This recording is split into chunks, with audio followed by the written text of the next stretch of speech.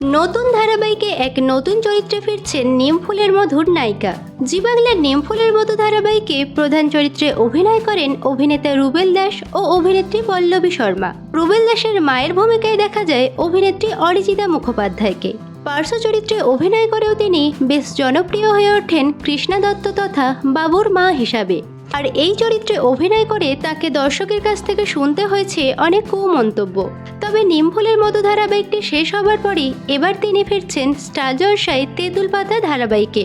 অভিনেত্রী এই সুখবরটা নিজেই সোশ্যাল মিডিয়ায় ভাগ করে নিয়েছেন। তিনি নতুন চরিত্রটির বেশ কিছু ছবি শেয়ার করে লিখেছেন, অল্প অল্প গল্প নিয়ে আসছি তেঁতুল পাতাকে চোখে চোখে রাখতে। আজ থেকে শুধুমাত্র স্টার জলসার পর্দায় সন্ধ্যে 6টায়। তেঁতুল পাতায় তার চরিত্রটির নাম পুবালি পুরকায়স্ত। পুবালি চরিত্রটি নিমফুলের মধ্য থেকে অনেকটাই আলাদা। ক্যাপশনে তিনি আরও লিখেছেন, মনে রাখবেন চোখ নয় সিসিটিভি।